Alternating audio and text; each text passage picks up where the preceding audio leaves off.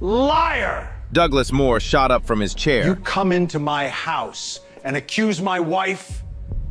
Who do you think you are?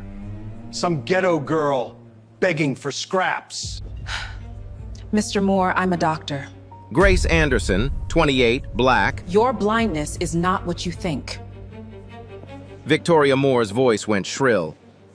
Security! Get this black trash out of here. She's a fraud. Please, just let me explain. Slap! Douglas's hand shot forward. Enough! The sound cracked across the marble ballroom. Grace staggered. Her medical folder hit the floor. Papers scattered across polished stone. 100 guests stared. Not one voice, not one hand reached out. But here's the thing. That girl he just slapped? She wasn't the one lying. And the truth in that folder was about to destroy everything Douglas thought he knew. Now let me take you back. 72 hours before that slap. Charlotte, North Carolina, a Tuesday morning.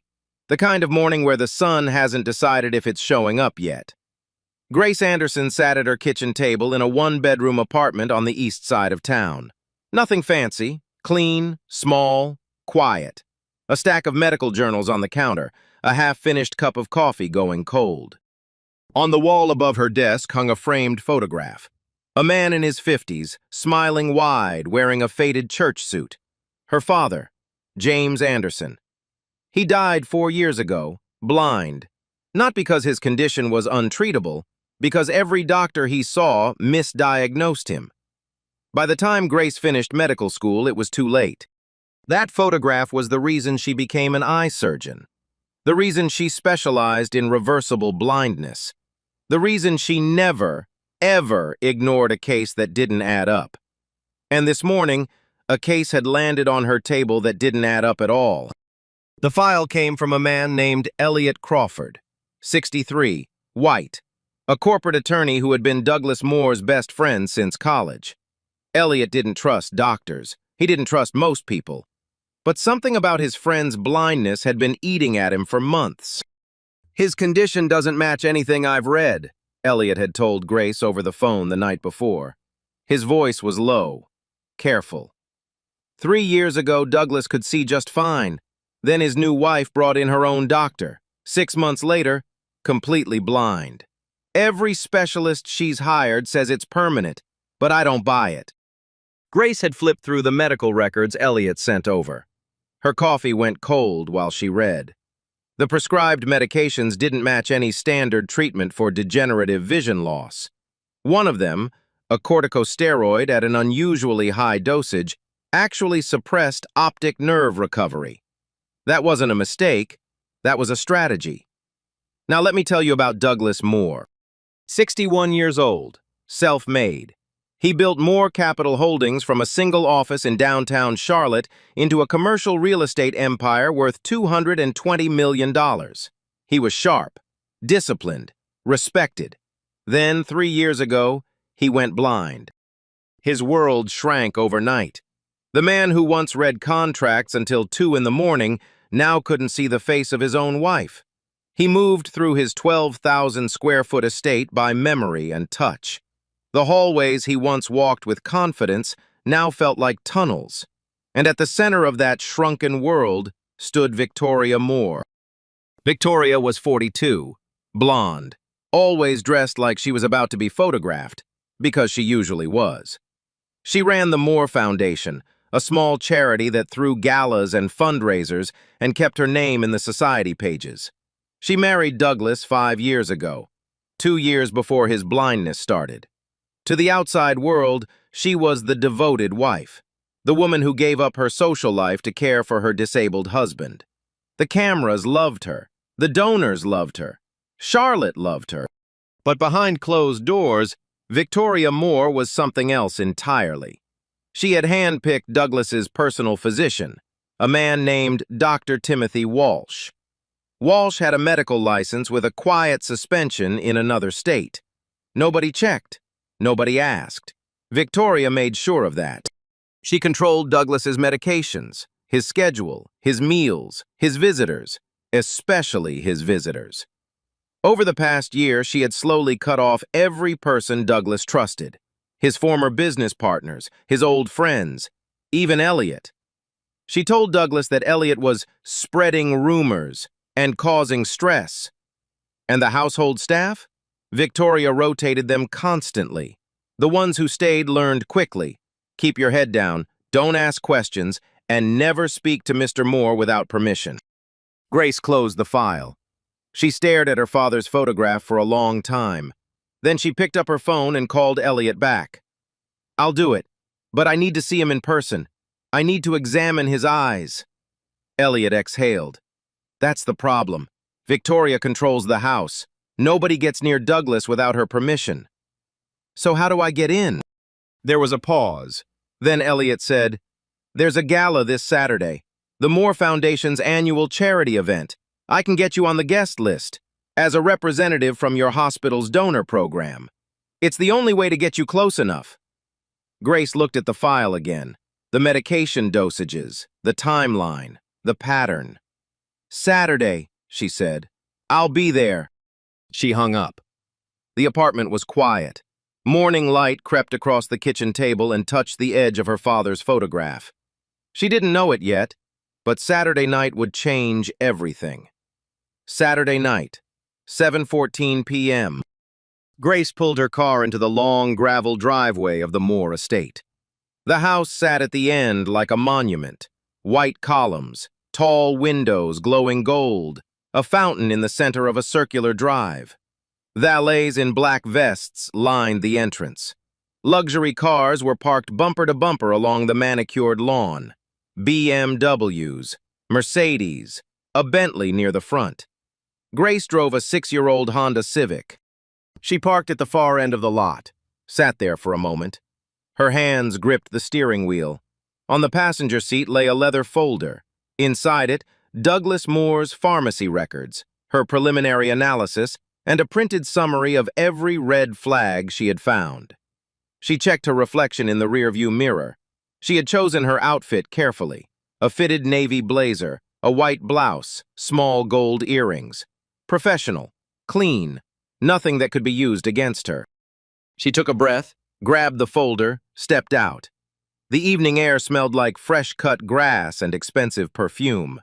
Music floated from inside, a string quartet playing something soft and classical. 2 valets glanced at her as she walked toward the entrance. One of them looked her up and down. Not a quick glance, a slow, deliberate scan. The kind that asks a question without saying a word. Grace kept walking. At the front door, a man in a tailored suit held a clipboard. He smiled, the kind of smile that doesn't reach the eyes.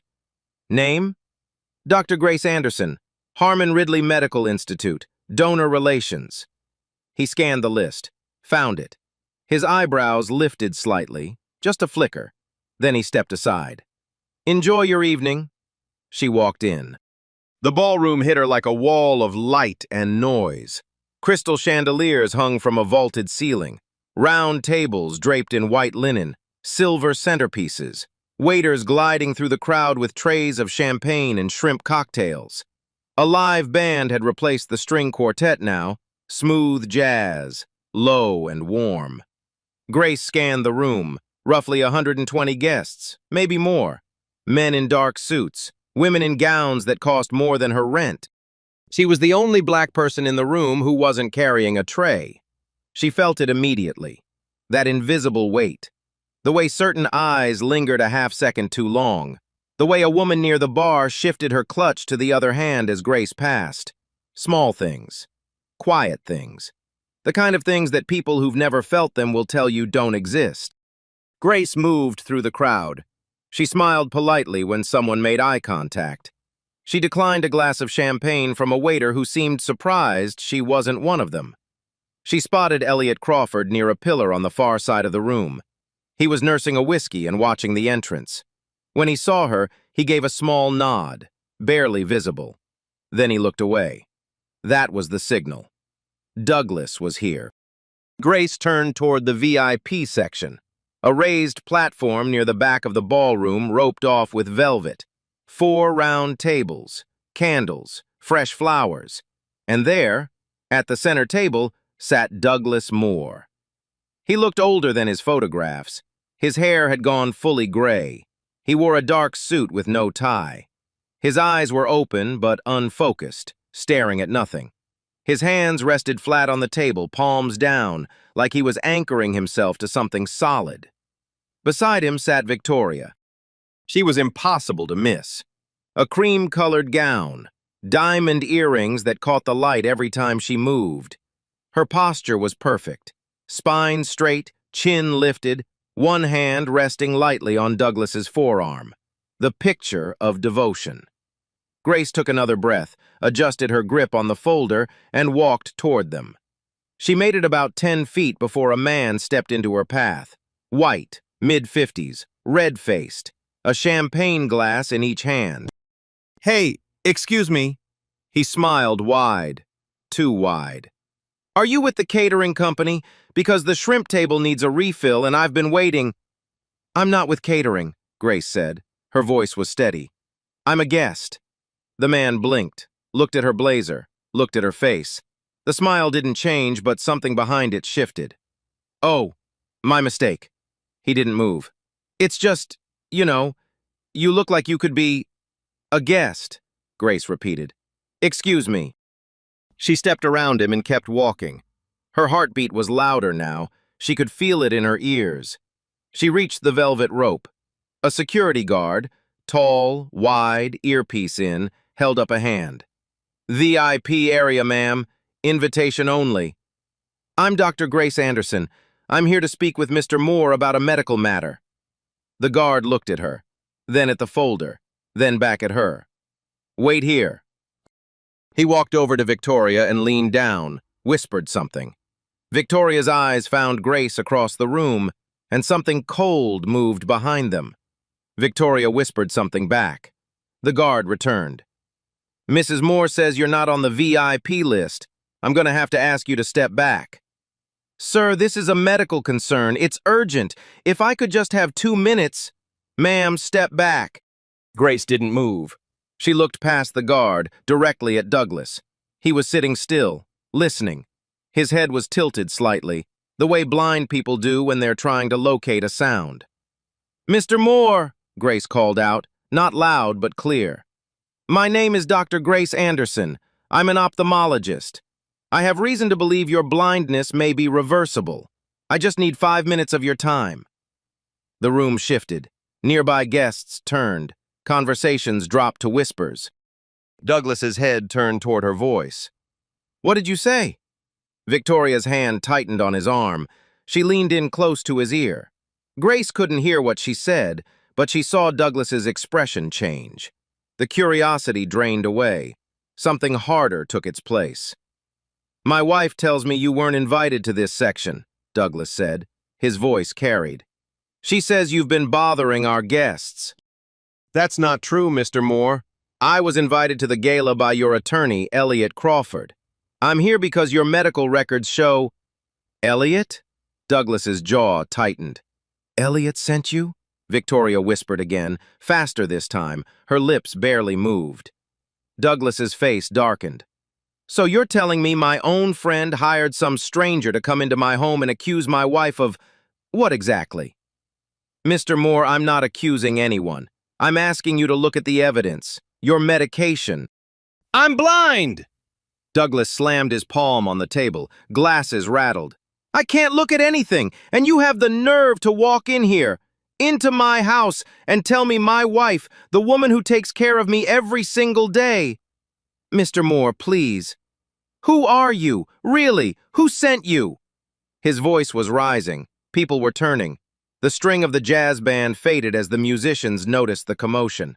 "Some ghetto girl with a fake badge trying to get a payday?" Grace's stomach dropped, but she held her ground. "I'm a surgeon at Harmon Ridley Medical Institute. Everything I'm telling you is documented in this file. If you would just—" "Security!" Victoria's voice went shrill. "Get this black trash out of here! She's a fraud!" 2 guards moved in. One grabbed Grace's arm. Hard. She winced. "Please, Mr. Moore, your wife is—" "Enough!"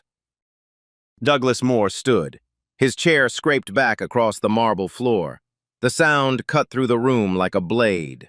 He was tall, broad-shouldered. Even blind, even trembling, he filled the space around him. He reached forward. His hand found Grace's face. Slap! The sound cracked across the ballroom like a gunshot. Grace's head snapped to the side. The folder flew from her hands. Papers, medical records, lab results, pharmacy printouts, scattered across the polished marble floor. Grace stumbled backward. Her hand went to her cheek. Her eyes were wet, but she didn't cry. She stood there, one hand on her burning face, the other hanging empty at her side. Not a single guest moved. Not one. A waiter stood frozen with a tray of champagne. A woman near the bar covered her mouth but said nothing. A man in a gray suit looked at the floor. "Get her out," Douglas said. His voice was quiet now, cold. "And don't let her back in." The guards took Grace by both arms and walked her toward the exit. Her heels clicked against the marble. The scattered papers lay where they fell. A security guard stepped on one of them, a pharmacy printout showing Douglas's full medication list. Nobody picked it up. The front door opened. The night air hit Grace's face, cool, sharp, smelling of jasmine from the garden. The guards released her arms at the edge of the driveway and walked back inside without a word. Grace stood alone on the stone steps. Behind her, the ballroom music resumed. Laughter started up again. The gala continued as if nothing had happened. She reached for her phone. Her hands were shaking. She dialed Elliot. He picked up on the first ring. "Grace, I saw everything. Are you—" "She's hiding something, Elliot." Grace's voice was low but firm. Her cheek throbbed. She could taste blood at the corner of her lip. That reaction from Victoria wasn't just anger, that was panic. She's terrified of what I found. A long pause. "What do you want to do?" Elliot asked. Grace looked back at the glowing windows of the Moore estate. The music, the laughter. 100 people inside pretending they hadn't just watched a blind man slap a woman who came to save him. "I'm not done," she said. "Not even close." Sunday morning, 8:47 a.m. Grace sat on the edge of her bed. She hadn't slept. Her left cheek was swollen, a bruise the color of a ripe plum spreading from her cheekbone to her jaw. Every time she blinked, the skin pulled tight and stung. She pressed a bag of frozen peas against it. The cold burned at first, then dulled into numbness. Her phone buzzed on the nightstand, a number she didn't recognize. She let it ring. Then it buzzed again and again. She picked up on the fourth call. "Dr. Anderson?"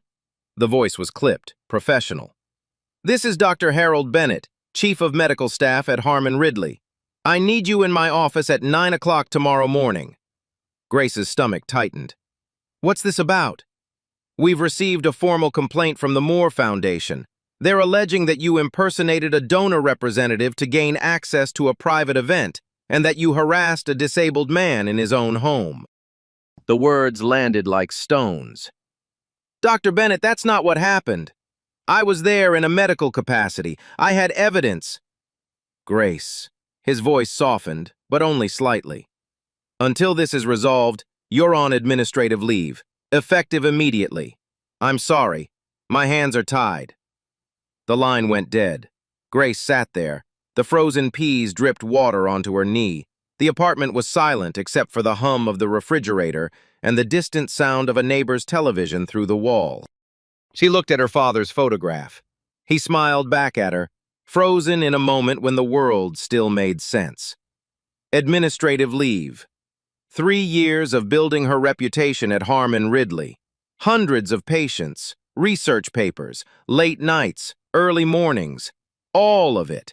Suspended because a rich white woman made a phone call. That was Sunday. By Monday, it got worse. Victoria Moore didn't just file a complaint, she launched a campaign. A local tabloid blog, the kind that lives on scandal and dies without it, ran a story at 6 a.m. Monday morning. The headline read, "Fake Doctor Crashes Millionaire's Charity Gala, Harasses Blind Philanthropist." Grace's hospital photo was right there, pulled from the Harmon Ridley website. Underneath it, a quote attributed to a source close to the Moore family. She showed up uninvited and started making wild accusations. Security had to physically remove her. It was disturbing. By noon, the story had been shared over 4,000 times. Grace's phone wouldn't stop buzzing. Texts from colleagues, some concerned, some distant. A voicemail from her landlord asking if everything was okay. 3 missed calls from numbers she didn't know. Then the comments started. She made the mistake of reading them. Another scammer trying to get rich off a disabled man. People like her give black professionals a bad name. She probably doesn't even have a real degree. Check her credentials. And worse. Much worse. The kind of words that people type from the safety of their keyboards. Words about her skin, her hair, her worth as a human being. Words that have been used for centuries and still cut just as deep. By Monday evening, someone posted her apartment address on social media. Grace locked her door, closed her blinds. She sat on the floor of her kitchen with her back against the cabinet and her knees pulled to her chest. For the first time since Saturday night, she cried. But not for long, because at 9 p.m., Elliot Crawford called, and what he told her changed everything. Grace, I pulled his full pharmacy records, all of them, 3 years' worth. How? Victoria controls... She doesn't control everything. Douglas gave me medical power of attorney 8 years ago. It was part of his estate planning. He probably forgot about it. Victoria definitely doesn't know. Grace wiped her face, sat up straighter. What did you find? I'm sending it to your email right now, but Grace, it's bad. She opened her laptop. The file loaded.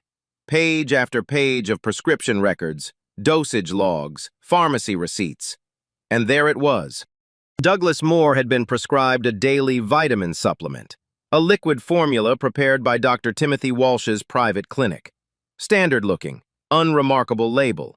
But when Grace cross-referenced the ingredients against the clinic's compounding records, which Elliot had also obtained, she found something that made her blood go cold. Methanol.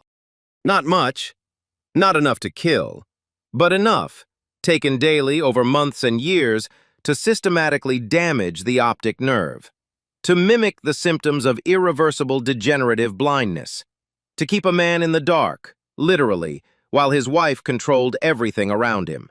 And alongside the methanol, a corticosteroid at 3 times the normal dosage. This wasn't to treat inflammation, it was to suppress any natural recovery the optic nerve might attempt. Douglas Moore's blindness wasn't a disease, it was a prescription. Grace called a colleague at Harmon Ridley, Dr. Sarah Fleming, a toxicologist she trusted. She asked her to run an independent analysis on the supplement formula. Sarah agreed, no questions asked. The results came back Tuesday afternoon. Confirmed. Methanol contamination, consistent with deliberate addition, not accidental. Grace also dug into Dr. Timothy Walsh. It didn't take long. A search through the National Practitioner Databank revealed that Walsh had his medical license suspended in Ohio 6 years ago for insurance fraud. He relocated to North Carolina, got a new license, and set up a boutique clinic that catered to wealthy private clients. Victoria found him. Or maybe he found her. Either way, they were a perfect match. A doctor willing to break the law and a woman willing to pay him for it. Wednesday morning. Grace drove to Walsh's clinic. It was a sleek building on the south side of Charlotte. Glass doors, marble reception desk. The kind of place where the waiting room had leather chairs and sparkling water on tap. Grace walked in. The receptionist looked up and recognized her. Grace saw it in her eyes, the slight widening, the quick glance toward the back office. I need to see Dr. Walsh. He's not available right now. Tell him Dr. Grace Anderson is here. Tell him it's about Douglas Moore's medication. 2 minutes later, Walsh appeared, mid-50s, thin, wire-rimmed glasses, a face that looked like it had been practicing calm expressions in a mirror for decades. Dr. Anderson, let's talk in my office. The door closed behind them. Walsh sat behind his desk. He didn't offer her a chair. You need to stop this, he he said. His voice was quiet, controlled. Whatever you think you found. Methanol, Dr. Walsh. In the vitamin supplements you've been compounding for Douglas Moore. Taken daily for 3 years. Combined with a corticosteroid protocol that suppresses optic nerve recovery. You didn't treat his blindness, you engineered it. Walsh's left eye twitched, just once. That's a serious accusation. It's not an accusation, it's a lab result. You have no authority here. You've been suspended from your own hospital. You're nobody. Grace leaned forward. Then you've got nothing to worry about, do you? Silence. Walsh's jaw worked. His fingers drummed the desk once, then stopped. Walk away, Dr. Anderson. His voice dropped. Victoria Moore is not someone you cross. You have no idea what she's capable of. I think I'm starting to. This is your last warning. Grace stood. Thank you, Dr. Walsh. That's all I needed. She walked out. In her coat pocket, her phone's voice recorder had been running the entire time. North Carolina law, one-party consent. Every word Walsh said was now on file. Meanwhile, back at the Moore estate, Victoria was tightening her grip. Tuesday night, she had increased Douglas's medication dosage. She told him it was a new formula Dr. Walsh recommended. Douglas swallowed it without question. He always did. She also told Douglas that Elliot had been talking to reporters and trying to undermine their family. Douglas, blind, isolated, dependent, believed her. Maybe it's time to cut Elliot off for good, Victoria said, her voice soft and sweet, like poison mixed with honey. He's not the friend you think he is, darling. Douglas nodded slowly. Do what you think is best. Victoria smiled. She picked up her phone and typed a message to Walsh. The girl came to your clinic today. Handle it. Walsh replied, Already did. She won't be a problem. But Victoria didn't know about the recording. She didn't know about the pharmacy records. She didn't know about the toxicology report. And she certainly didn't know about the medical power of attorney sitting in Elliot Crawford's filing cabinet. Wednesday night. Grace sat alone in her apartment. The bruise on her cheek had turned yellow at the edges. Her laptop was open. The evidence file was growing. Walsh's recording, the pharmacy records, the toxicology analysis, the license suspension from Ohio. She looked at her father's photograph. I couldn't save you, she whispered, but I'm going to save him. The apartment was quiet. The refrigerator hummed. Streetlight fell through the blinds in thin gold stripes across the floor. Grace Anderson was alone, suspended, doxxed, publicly humiliated, her career hanging by a thread. But she had the truth, and she had proof, and she wasn't done, not even close. Thursday morning, 6:15 a.m. Elliot Crawford sat in his home office with 3 cups of coffee already behind him. His desk was covered in paper, pharmacy logs, financial statements, legal filings. He had been up all night. He picked up the phone and called Grace. It's worse than we thought. Grace was already awake. She hadn't slept more than 2 hours any night that week. What did you find? I pulled Douglas's financial records, all of them. The ones Victoria didn't know I could access. He paused. Grace, she's been moving money, a lot of money. $18 million over the past 2 years. Routed through 3 shell companies registered in Delaware under fake names. All of them trace back to offshore accounts in the Cayman Islands. Grace closed her eyes. She's draining him. That's not all. 6 months ago, Victoria took out a life insurance policy on Douglas. $5 million. The beneficiary? Herself. The room went quiet. Grace could hear Elliot breathing on the other end. She's not just keeping him blind, Grace said slowly. She's setting him up to die. And when he does, she walks away with everything. The estate, the company, the insurance payout, the offshore money, all of it. Grace pressed her hand against the kitchen counter. Her father's photograph watched from the wall. She could feel the weight of it, the entire plan laid out like a blueprint. Victoria had been building this for years. Every detail, every contingency, every lie stacked perfectly on top of the last. But Victoria had made one mistake. She didn't know about Elliot's power of attorney, and she didn't know about Grace.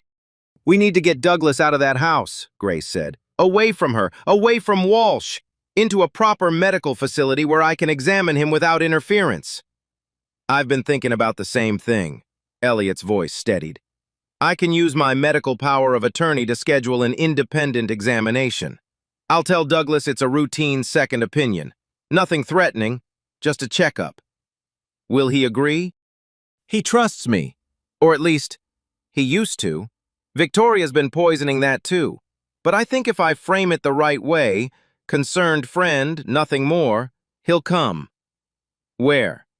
"Harmon Ridley, your department. I'll arrange it with the hospital board directly. Your suspension won't matter. I'm the one authorizing the exam as his legal medical proxy." Grace hesitated. "Elliot, if Victoria finds out before we get him there..." "She won't. I'll schedule it for tomorrow morning, early. I'll pick Douglas up myself. Victoria usually doesn't wake before 9. We'll be at the hospital before she knows he's gone." Friday morning, 7:02 a.m. Elliot's black sedan pulled up to the Moore estate. The house was still, curtains drawn, no movement behind the windows. Elliot walked to the front door and rang the bell. A housekeeper answered, a young woman with nervous eyes. She glanced over her shoulder before speaking. "Mrs. Moore is still sleeping." "Good. I'm here for Douglas. We have a medical appointment." She hesitated. "Mrs. Moore didn't mention..." "It's authorized." Elliot held up a printed copy of the power of attorney. "Please let Douglas know I'm here." 5 minutes later, Douglas appeared at the door. He moved slowly, one hand on the wall, the other holding a cane. He looked thinner than Elliot remembered, paler. The skin around his eyes was dark and sunken. "Elliot?" His voice was cautious. "Victoria said you've been..." "Douglas, I've been your friend for 40 years. Have I ever lied to you?" A long pause. Douglas's blind eyes stared at nothing. Then, slowly, he shook his head. "No, you haven't." "Then come with me. One appointment, 1 hour. That's all I'm asking." Douglas stood in the doorway. The morning air was cool on his face. Somewhere behind him, the house was silent. Victoria was asleep. Walsh was across town. For the first time in 3 years, no one was whispering in Douglas's ear. He stepped outside. The drive to Harmon Ridley took 22 minutes. Neither man spoke much. Elliot kept his eyes on the road. Douglas sat in the passenger seat with his hands folded in his lap, his face turned toward the window, toward a world he couldn't see. At the hospital, Grace was waiting. She led Douglas into an examination room, closed the door, drew the blinds. The room smelled like antiseptic and fresh cotton. A single overhead light hummed softly. "Mr. Moore," Grace said. "My name is Dr. Grace Anderson." Douglas stiffened. His hands gripped the armrest. You're the woman from the gala." "Yes, sir." "I hit you." "Yes, sir, you did." Silence. Douglas's jaw worked. His blind eyes glistened. "Why are you helping me?" Grace pulled her chair closer. "Because your blindness isn't permanent, Mr. Moore, and I can prove it." She ran a full optic nerve function panel, electroretinography, visual evoked potential testing, optical coherence tomography. Each test took minutes. Each result confirmed what Grace already knew. Douglas Moore's optic nerves were suppressed, not dead. Chemically paralyzed by years of methanol exposure and corticosteroid overdose. But the underlying structure was intact. The damage was reversible. Grace sat in front of Douglas and told him, clearly, gently, without rushing. "Your eyes work, Mr. Moore. They've been working this entire time. Someone has been giving you medication designed to keep you blind." Douglas didn't speak. His breathing changed, shallow, rapid. That's not possible. Victoria would never..." Grace pulled out her phone. She pressed play on Walsh's recording. Walsh's voice filled the room. "Walk away, Dr. Anderson. Victoria Moore is not someone you cross. You have no idea what she's capable of." Douglas's face went white. Grace read the financial records aloud. The shell companies, The $18 million, the offshore accounts, the life insurance policy. When she finished, the room was silent for a long time. The overhead light hummed. The antiseptic smell hung in the air. Then Douglas spoke. His voice was barely a whisper. "What do I look like to you?" Grace blinked. "Excuse me? Describe yourself, please. I want to know what the woman I hit looks like." Grace swallowed. "I'm 28. I have brown skin, brown eyes. My hair is pulled back. I'm wearing a white coat." Douglas reached out, slowly this time, not in anger. His hand found hers. He held it. "I am so sorry," he said. His voice broke. Tears ran down his face and disappeared into the collar of his shirt. "I am so sorry." Grace squeezed his hand. "Let's focus on getting your sight back." Douglas wiped his face with his free hand. Then he straightened in his chair, his jaw set. The same jaw that had clenched in fury at the gala now clenched with something else. Purpose. "Call the police," he said. "Now!" Friday, 11:43 a.m. Detective Brenda Owens sat at her desk at the Charlotte-Mecklenburg Police Department when the call came in. She listened for 4 minutes without interrupting. Then she stood up, grabbed her jacket, and called for 2 uniformed officers. "We're going to the Moore estate, now!" 3 patrol cars pulled into the circular driveway at 12:15 p.m. The fountain was running. The lawn was freshly mowed. Everything about the property looked perfect, like a magazine cover hiding a crime scene underneath. Detective Owens walked to the front door. She was 45, calm, deliberate, the kind of woman who didn't raise her voice because she never needed to. She rang the doorbell and waited. Victoria Moore opened the door in a silk robe. Her hair was pinned up, a cup of green tea in her hand. She looked at the officers, then at the detective, and her smile didn't waver. "Can I help you?" "Mrs. Moore, I'm Detective Brenda Owens, Charlotte-Mecklenburg Police. We have a warrant for your arrest." Victoria blinked. The smile stayed, but something behind her eyes shifted. A flicker, quick, like a candle in a draft. "I'm sorry, a warrant? For what? There must be some kind of mistake. My husband—" "Your husband is the one who called us, ma'am." The teacup trembled, just slightly. Victoria's knuckles went white around the handle. That's ridiculous. Douglas is blind. He's confused. That woman, that Anderson girl, she manipulated him. She's been harassing our family for days." "Ma'am." Detective Owens's voice was level, steady as concrete. "You're being charged with aggravated assault by poisoning, financial fraud, and elder abuse. I need you to put the cup down and turn around." Victoria didn't move. Her eyes darted, left, right, calculating, looking for an exit that didn't exist. "Do you know who I am?" Her voice rose. The silk robe swayed as her body tensed. "I am Victoria Moore. I run the Moore Foundation. I have donated more to this city than you will earn in your entire career. You cannot just—" "Ma'am, cup down. Hands behind your back." The uniformed officers stepped forward. Victoria's composure cracked, fast, like ice breaking on a pond. Her face twisted. The mask she had worn for 5 years, the devoted wife, the generous philanthropist, the picture of Grace, fell away in seconds. "This is insane! Douglas! Douglas, tell them!" She turned toward the house, but the hallway behind her was empty. Douglas wasn't there. He was still at Harmon Ridley, sitting in an examination room, learning to see again. The officers took her arms. She struggled, not hard, but enough. Her teacup hit the stone steps and shattered. Green liquid pooled across the white marble. The handcuffs clicked shut. Victoria Moore was walked down her own driveway in a silk robe and bare feet. 2 neighbors stood on their porches across the street watching. A gardener stopped mid-trim and stared. The valets who had parked Bentleys at her gala just 6 days ago were nowhere to be seen. Detective Owens guided Victoria into the back of the patrol car. Victoria's face was pressed against the window, pale, rigid, furious. Her lips moved, but no sound came through the glass. The car pulled away. The fountain kept running. At 2:30 p.m. that same afternoon, two officers arrived at Dr. Timothy Walsh's clinic on the south side of Charlotte. Walsh was with a patient when they walked in.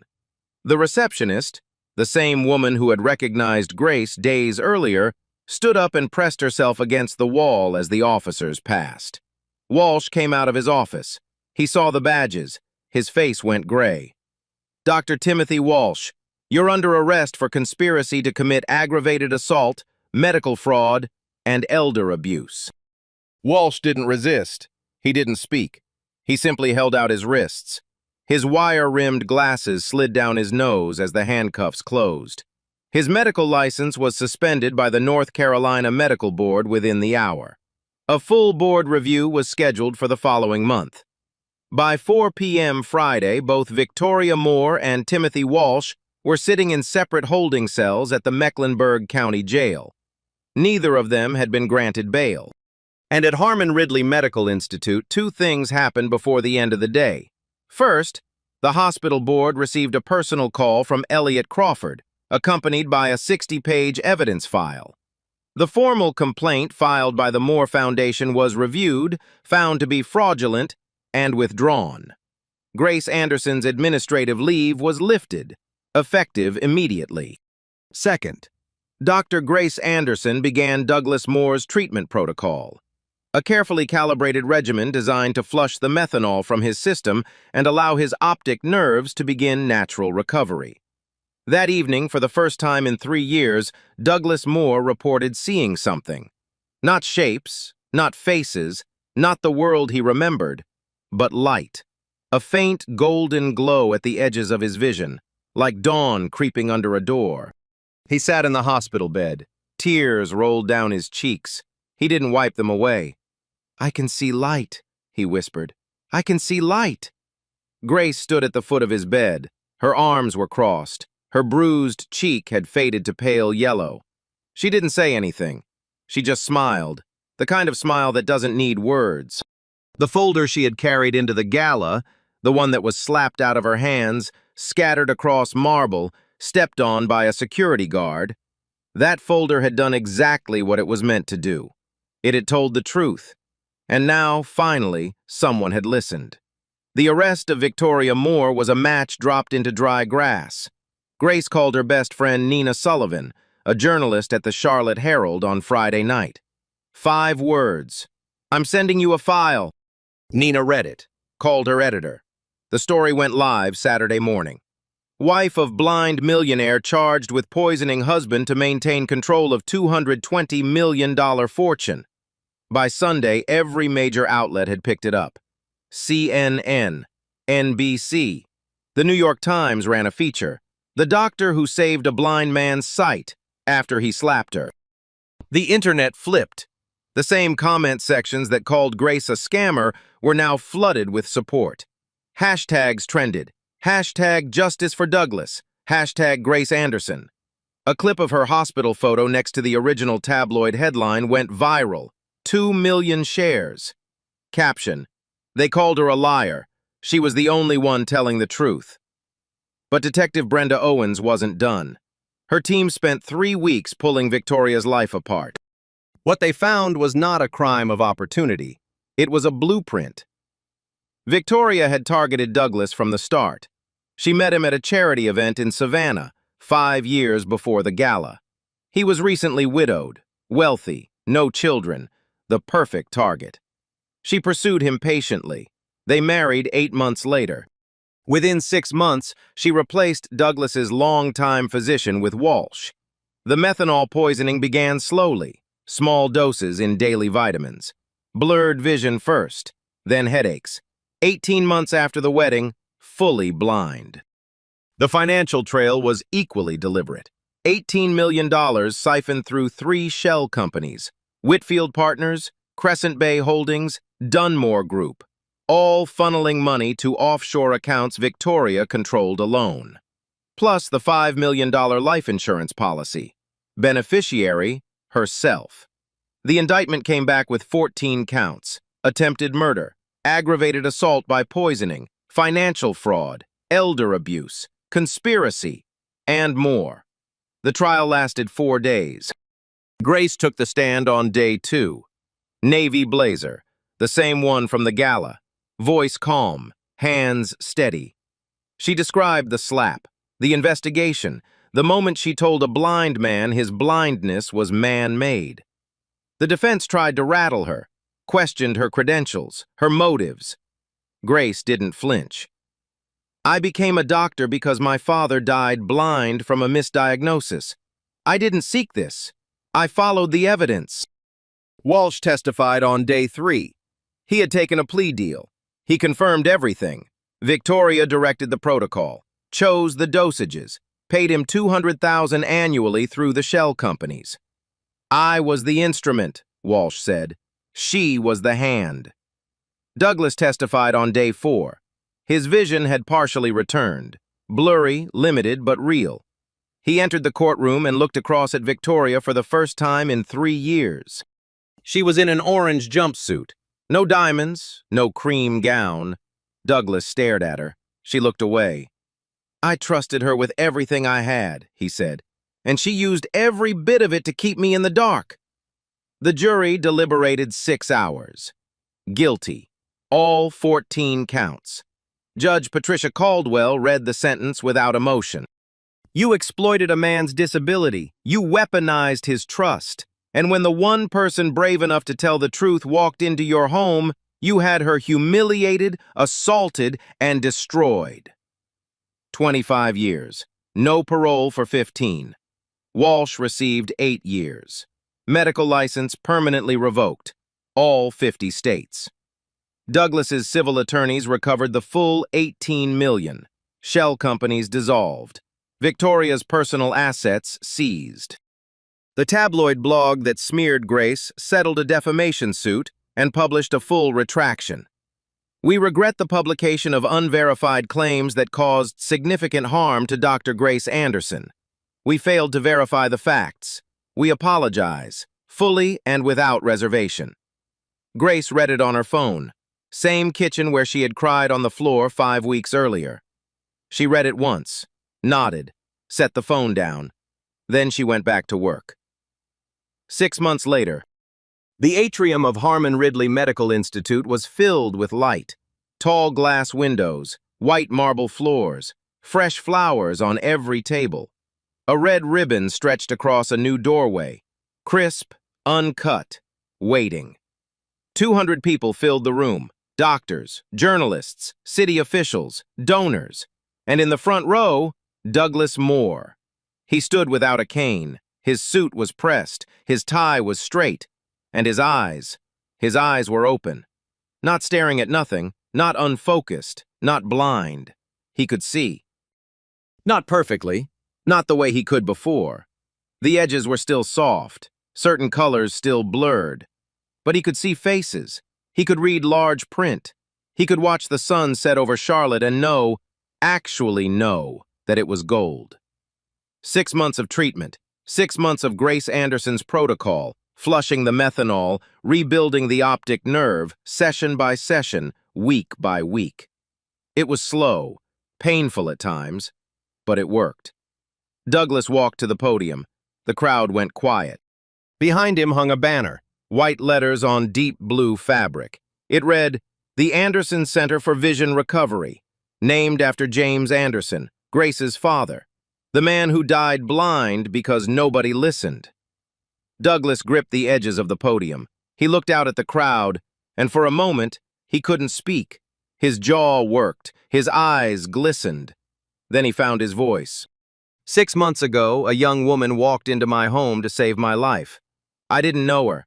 I didn't trust her. I called her a liar. I struck her across the face in front of 100 people, and not one of them stopped me. He paused. The room was silent. I believed the person who was destroying me, and I attacked the person who was saving me.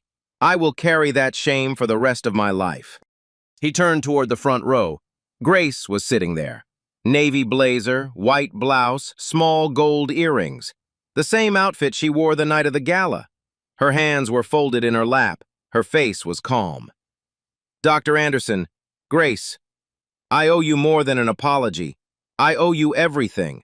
and I will spend whatever years I have left trying to be worthy of the grace you showed me." The crowd stood. Applause filled the atrium, warm, rolling, long. Grace stood. She didn't wave. She didn't bow. She walked to the podium, shook Douglas's hand, and looked out at the room. "My father lost his sight because no one listened," she said. Her voice was steady, quiet, but it reached every corner of the room. "Mr. Moore almost lost his for the same reason. This center exists so that the next person who needs help finds a door that's open, not slammed in their face." Douglas handed her a pair of gold scissors. She cut the ribbon. The crowd applauded again. Camera flashes popped like stars. In the months that followed, Grace was awarded a departmental leadership position at Harmon Ridley. She published a landmark paper on chemically induced blindness reversal that was cited in medical journals across the country. Douglas became an advocate for elder abuse awareness and disability rights. He spoke at conferences. He funded legal aid programs. He and Grace were never romantic, but they built something rarer, a friendship forged in truth.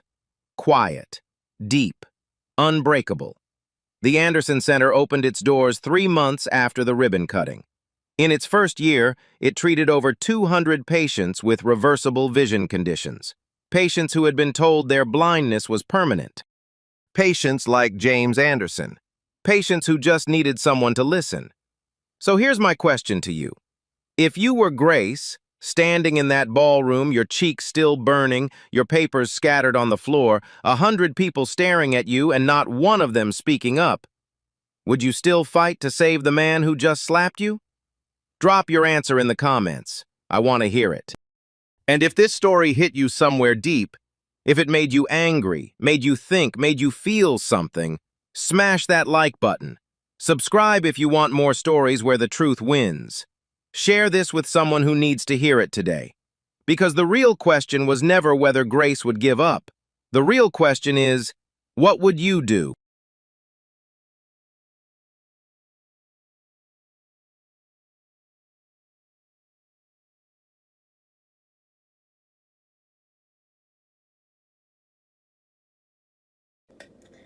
A 100 people watched a blind man slap the one person trying to save him. Not one said a word, but she went home and kept going. Grace lost her father to blindness no one bothered to treat. So when she found Douglas Moore trapped in that same darkness, she refused to walk away. After the slap, after they destroyed her name, after they tried to erase her, she didn't fight with anger. She fought with truth, and that truth gave a blind man his sight back, put his wife away for 25 years, and built a center that saved over 200 patients in its first year. Sometimes the person trying to save you doesn't look like what you expect, and sometimes the one destroying you looks exactly like love. How often do we reject the truth because it comes from the wrong person? And how often do we trust the lie because it tells us what we want to hear? If you were Douglas, would you have listened? Drop your answer below. If this story hit you, like, share, and subscribe. Next week, the person everyone trusted most turned out to be the most dangerous one in the room. The truth doesn't care how rich you are, it always finds the light.